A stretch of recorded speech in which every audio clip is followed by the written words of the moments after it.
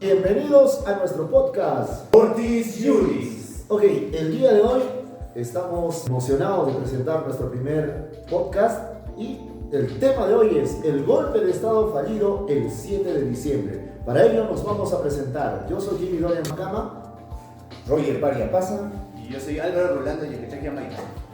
el día de hoy queremos darle la bienvenida a cada uno de ustedes. Constitución y Democracia, el podcast donde analizaremos los acontecimientos más trascendentes de nuestra vida política y jurídica. Y hoy vamos a hablar sobre uno de los episodios más oscuros de nuestra democracia reciente. El 7 de diciembre del año 2022, el día que el presidente Pedro Castillo intentó dar un golpe de Estado. Y lo vamos a hacer analizando la sentencia del Tribunal Constitucional que resolvió el caso, el cual es la sentencia 96-2024 en el expediente 0183-2023, proceso de habeas corpus, Tribunal Constitucional, y créanme, tiene mucho más que decirnos sobre lo que pasó ese día.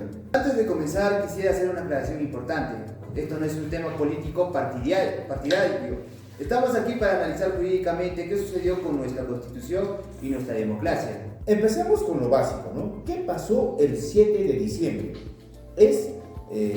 Y ese día exactamente lo que ha de suceder nos lo comenta Jimmy.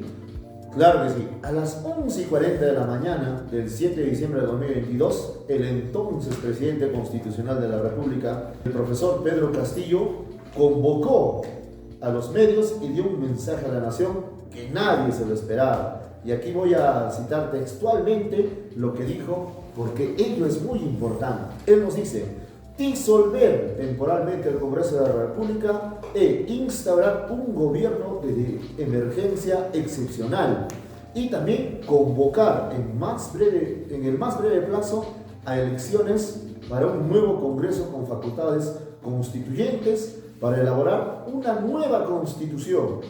A partir de la fecha y hasta que se instaure el nuevo Congreso de la República, se gobernará mediante decretos ley. Eso no fue todo. También decretó toque de queda desde las 10 de la noche y declaró una reorganización del Poder Judicial, el Ministerio Público y la Junta Nacional de Justicia y el propio Tribunal Constitucional.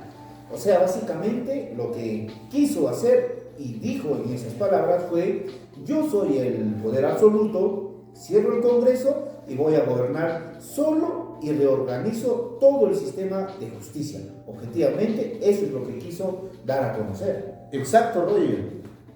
Y el Tribunal Constitucional es clarísimo en su sentencia. Esto constituyó un golpe de Estado y un resquebrajamiento evidente del orden democrático constitucional. Claro. Después de ese mensaje, Castillo intentó salir rápidamente del Palacio de Gobierno. Según documentos, se estaba pidiendo asilo en la Embajada de México, lo cual su familia logró pedirse en la Embajada de México para buscar asilo político, pero fue detenido por la Policía Nacional a las 1:42 del mismo día. Y mientras tanto, ¿qué hizo el Congreso? Claro, nos hacemos esa pregunta, ¿no? En concreto, ¿qué es lo que realiza el Congreso? El Congreso se reunió de emergencia y a las 1:21, con 101 votos a favor, declaró la vacancia de nuestro presidente por permanente incapacidad moral. Minutos después, Castillo, como todos sabemos, fue detenido cuando iba de camino a la embajada. Ahora vamos a observar, compañeros todos y nuestros oyentes de este podcast, los conceptos claves, entendiendo la democracia constitucional. Como ya mencionó él, necesitamos entender algunos conceptos claves, fundamentales. Roger, ¿qué entendemos por golpe de Estado? Bueno, en palabras del pueblo, populus, vamos a decir. El golpe de Estado es cuando alguien tiene el poder, obviamente, y lo usa para quebrantar ese orden constitucional, o sea, romperlo y concentrar todo ese poder en sus manos muy fuera de lo que la Constitución obviamente nos permite, pues, ¿no? Entonces, en palabras claras. Exacto, es así tal como lo indican ustedes. Y aquí es importante también citar al autor acá, que es un jurista alemán, perdón. Claro que sí. siempre un poco de alegría, ¿no? Para que Exacto. también nuestro público oyente pueda reírse al momento de observar este podcast. El jurista alemán, cuya obra, aunque controversial, fue muy influyente en el derecho constitucional. Karl hablaba de los actos políticos y de cómo en situaciones excepcionales el derecho puede quedar suspendido. Pero atención, el jurista Smith escribió en un contexto histórico muy particular. En la Alemania entre guerras, su teoría fue posteriormente criticada porque fue utilizada para justificar regímenes autoritarios. Lo mencionamos porque el tribunal lo cita al hablar de actos políticos. Pero eso no significa que avalemos todas sus ideas. Eso es cierto, y hay que dejar en claro que la sentencia del Tribunal Constitucional deja bien en claro lo siguiente, que ningún acto político puede estar por encima de la Constitución, y eso todos lo sabemos, ¿verdad?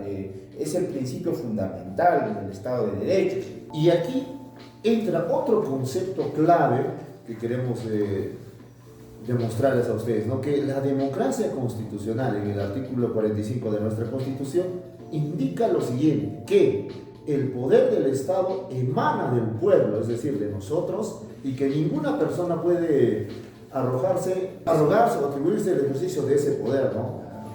A hacerlo constituyente la rebelión o sedición. La sentencia cita a un jurista alemán, Peter Haber, quien desarrolló el concepto de democracia militante. ¿Qué significa esto?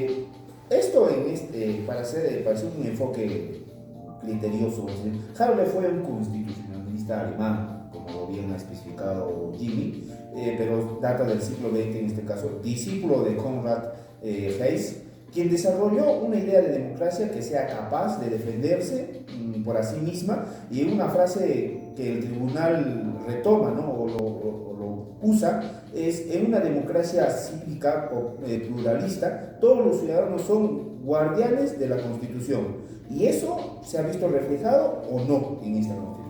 A ver, o sea, cuando alguien atenta contra la democracia, pues las instituciones y los ciudadanos tienen el deber de defenderlo. No podemos ser neutrales ante un golpe de Estado. Y eso mismo se ha visto reflejado cuando los puneños, nuestros compatriotas puneños, salieron a protestar en las calles y de igual manera se dirigieron a la ciudad de Lima, como ha sido también mi caso, ¿no? Yo fui a esas marchas. Ahora, también vamos a entender eso de distinta manera, ¿no? Que todos estemos en esa labor de defender la Constitución hasta la última instancia, pues, ¿no es cierto? así es. Exactamente. Y eso conecta con el artículo 46 de la Constitución, que establece el derecho a la insurgencia. Nadie debe obediencia a un gobierno usurpador, ni a quienes asumen funciones públicas en violaciones de la Constitución y de las leyes. Bueno, es decir que Castillo dio ese mensaje, automáticamente perdió la legitimidad, ¿no? Ahí ya no hubo una forma de hacer de manera que las instituciones, ¿no es cierto?, deben de apoyarse al Estado de Derecho, sino el deber de actuar en defensa de la Constitución, y todos, bueno, no todos vamos a decir hasta ese momento, ¿no? Porque si bien es cierto, el sur del Perú estaba en aras de defender realmente la Constitución, pero también había otra parte que estaba en contraposición de ello, ¿no? Que hacía como que el mudo, ¿no? El oído sordo, ciego, pero había irregularidades desde ese punto de vista. Exactamente, no contaba el apoyo del norte. Exacto. Así es. Ahora vamos a observar otra perspectiva, la vacancia presidencial, y es la siguiente, es la pregunta, ¿no? ¿Procedimiento irregular o defensa de la democracia? Ahora viene una de las partes más polémicas de esta sentencia en particular que estamos analizando, el procedimiento de vacancia. ¿Fue, digámoslo así, no acelerado? Eso se queda corto.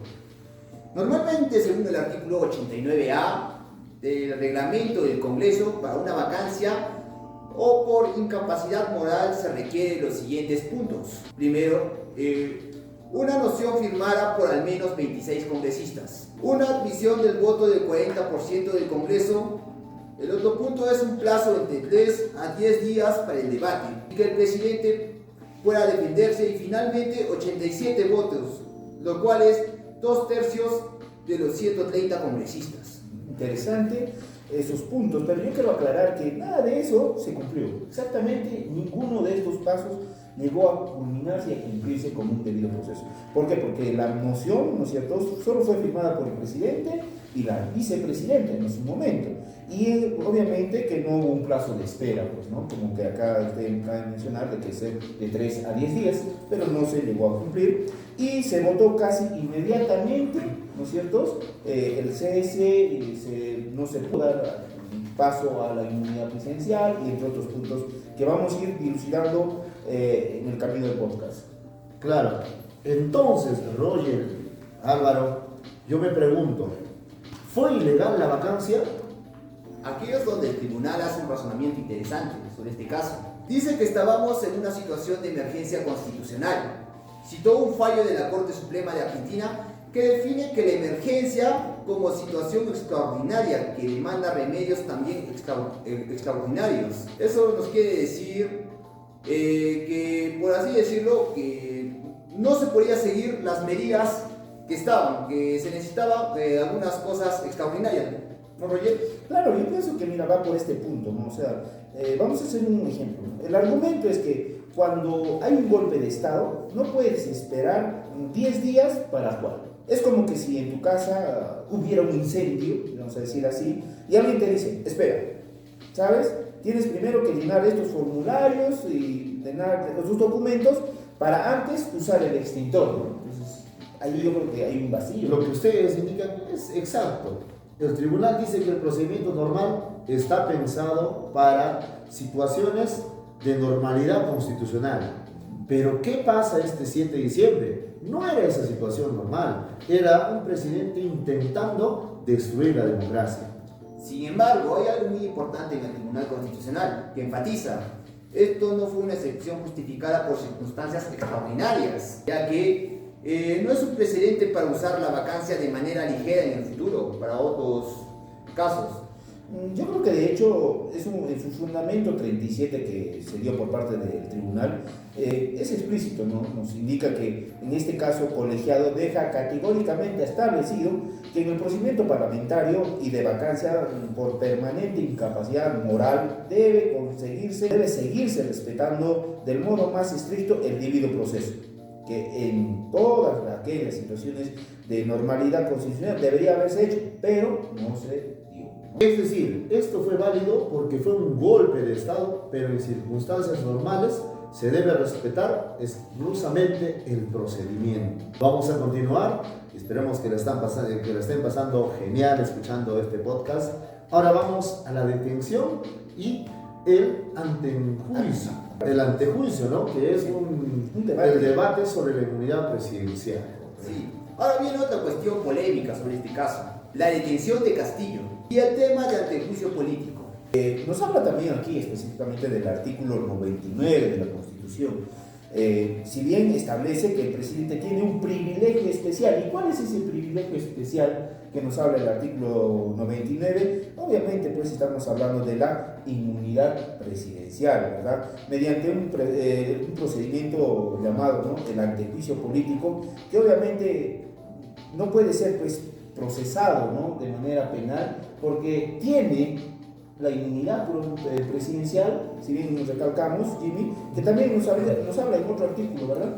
Claro, pero el artículo 117 dice o indica lo siguiente, que el presidente solo puede ser acusado durante su mandato por cuatro delitos específicos, el cual lo sabemos, ¿no es cierto?, que es traición a la patria, impedir elecciones, disolver el Congreso de manera inconstitucional o impedir el funcionamiento de los órganos electorales. Entonces, esto nos abre de otra pregunta muy polémica. ¿Castillo, cuando era presidente, tenía inmunidad o no cuando fue detenido? Aquí el Tribunal Constitucional hace una distinción clave entre delitos clandestinos y delitos flagrantes, ¿no? Nos habla de esos dos tipos.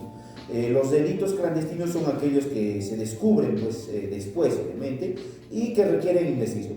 Para esos sí hace falta el antejuicio, ¿no? Bueno, obviamente. Claro que sí, pero un delito flagrante es aquel que se comete a la vista de todos, en tiempo real, ¿no es cierto? y el tribunal indica lo siguiente: Castillo cometió el delito a las 11:40 de la mañana por Televisión Nacional, como todos lo hemos visto, ante millones de testigos. De hecho, también se cita la resolución de la Sala Penal Permanente de la Corte Suprema, que dice: la flagrancia delictiva era posible para los congresistas, pese a que gozaban de inmunidad de arresto. No hay inmunidad de arresto en flagrancia delictiva atribuida a un alto funcionario público. ¿Eso tiene algún sentido? Mira, yo creo que si un presidente está cometiendo un golpe de Estado en vivo, ¿no? Y en directo, no puede decir, pues, esperemos 3 meses para el antejuicio mientras él consolida su dictadura. O sea, desde ese punto de vista tampoco podemos permitir, ¿no es cierto?, que Castillo pues haga lo que le da la gana. Exacto, Roger. El tribunal, en este caso, cita el artículo 259 del Código Procesal Penal, que permite la detención sin orden judicial cuando alguien es pues sorprendido en flagrante delito, y aquí había una flagrancia absoluta. Exactamente, pero hay un voto muy singular en este proceso de habeas corpus del magistrado Gutiérrez Tirsi, que discrepa este punto. ¿Qué dice? ¿Qué nos indica aquí Gutiérrez? Gutiérrez dice, argumentaba que incluso en flagrancia, la policía debió poner a Castillo a disposición del Congreso para el levantamiento formal de la inmunidad, no detenerlo directamente. Dice que violó el debido proceso. Es un argumento muy respetable, pero la mayoría del Tribunal Constitucional dice que en una situación de emergencia constitucional como el que se vivió en ese entonces, donde el presidente está literalmente huyendo, ¿no?, después de anunciar un golpe de Estado, las reglas ordinarias no pueden aplicarse pues de la misma manera. Claro, y el Congreso, obviamente que el 12 de diciembre, ¿no es cierto?, ya levantó formalmente la prerrogativa del antejuicio mediante la resolución 002-2022-2023, ¿no? Entonces ahí ya vemos de que todo esto también ya tenía un objetivo claro, ¿no?, por parte de las instancias y de las instituciones pertinentes. Claro que sí. También es importante mencionar las reacciones que se dio en el ámbito nacional y como en el ámbito internacional, porque en ese momento estábamos ante el ojo del mundo. Es importante mencionar que las instituciones pues, del Estado reaccionaron inmediatamente contra el golpe de Castillo, como recordarán aquel día. Efectivamente, compañero Jimmy. El mismo Tribunal Constitucional, el Poder Judicial, las Fuerzas Armadas, la Fiscalía de la Nación hicieron un pronunciamiento de rechazo al mensaje presidencial del exmandatario Castillo. Y no solo fue nacional, para poder aclarar, ¿no? Entonces, la Comisión Interamericana, nos habla de Derechos Humanos y la CIDH, emitió un comunicado, ¿no?, de manera que el 8 de diciembre dice textualmente, ¿no?: la Comisión condena las decisiones contrarias al orden constitucional en el Perú, reconoce la respuesta democrática de las instituciones del Estado. Ahí es muy importante aclarar que también hubo instituciones internacionales que ya estaban en el contexto y estaban viendo y visionando lo que iba a suceder en Perú. Claro que sí. En este caso, la Corte Interamericana de Derechos Humanos también señaló que Castillo desconoció un artículo muy importante de la Constitución, que es el artículo 134 sobre la disolución del Congreso, que solo puede hacerse bajo condiciones muy específicas que no se cumplieron ese día. Sí, y en el informe del año de 2023 sobre la situación de los derechos humanos en Perú, la Corte Interamericana de Derechos Humanos fue aún más clara, calificó lo ocurrido como un rompimiento de orden constitucional y saludó la rápida actuación de las distintas instituciones del Estado para restablecer el orden institucional del Perú. O sea, la comunidad internacional reconoció que lo que pasó fue realmente un intento de golpe de Estado, ¿verdad? Y que las instituciones peruanas actuaron correctamente. Eso habría que también ver, ¿no?, desde otro ángulo jurídico, porque en todo normativo quizás estaba bien, ¿no es cierto? Sí. Pero desde otro punto de vista, más subjetivo, pero que hay mucho que escudriñar, ¿verdad? Claro que sí, ya vamos llegando a la parte final de nuestro podcast. Para ello vamos a tener un poco de reflexión. Entonces, ¿qué lecciones nos deja todo esto que hemos vivido en aquellos años? Primero sería que la democracia es frágil y necesita instituciones fuertes que la defiendan. El tribunal cita a Verne: todos somos guardianes de la Constitución. Pero segundo, que ningún poder es absoluto. Eso es, creo que ya tenemos comprendido en el Perú, ¿no? Que ninguno de los poderes es absoluto, y ya lo estamos viendo, ya que Castillo fue elegido democráticamente, eso hay que aclarar, ¿no? Pero que no se le daba el derecho a destruir pues, la democracia, o lo que quería al menos ver que las instituciones del Estado trabajen y funcionen de manera correcta, al ver que con este golpe de Estado podía haber una reforma, ¿no? Un cambio, lo vamos a decir así, pero el poder viene pues con límites y responsabilidades, obviamente, ¿no? Por supuesto que sí. Y tercero, que en situaciones excepcionales, pues las instituciones pueden actuar con celeridad, pero no puede convertirse en la norma, por si acaso. El tribunal fue muy claro, esta fue una excepción justificada por un golpe de Estado que se daba en curso. Y cuarto punto sería que el derecho constitucional no es una letra muerta, ya que es un instrumento vivo que puede adaptarse en estas circunstancias, pero siempre con el objetivo de proteger la democracia y los derechos fundamentales. En ese punto también hay que reflexionar que el magistrado Monteagudo, ¿no? Dice pues que el fundamento de voto advierte que los peligros de usar, ¿no? La vacancia por incapacidad moral de manera excesiva, porque también fue un exceso por parte de cierto grupo político, tendencia, ¿no es cierto?, en el cual para hacer reserva de estos casos, en lo que da la gravedad de la conducta desplegada por parte del jefe de Estado en su momento, tanto su investidura como las virtudes y valores que se requieren para el ejercicio de dicho cargo han quedado severamente comprometidas, porque hay que ver que también estamos hablando de un presidente, no estamos hablando pues de un gobernador regional, de un alcalde, estamos hablando de la cabeza de un Estado, y hasta cierto punto ha habido un exceso por parte también del Poder Ejecutivo como también del Congreso. Exacto. Y ya para terminar, no puede convertirse pues en un mecanismo de presión política ordinaria. Eso sería tan peligroso como el golpe mismo. Ahora sí, compañeros, hemos llegado al cierre de este podcast. Para ello, vamos a despedirnos. Bueno amigos, ya hemos llegado al final de este episodio de este podcast Fortis Juris. Espero que el análisis les haya ayudado a entender mejor lo que pasó el 7 de diciembre del año 2022. Recuerden, la democracia no solo es votar cada 5 años, ¿no? Recuerden, ¿no? Es respetar las reglas del juego, las instituciones y la Constitución todos los días. Y como dijo nuestro Tribunal Constitucional, citando a Domingo García Belaúnde, el juicio político y la vacancia presidencial son el sistema republicano en acción. Son las herramientas que tenemos para defendernos cuando el poder se corrompe. Y si les gustó este episodio, suscríbanse y compartan. Nos vemos en un próximo video. ¡Hasta pronto!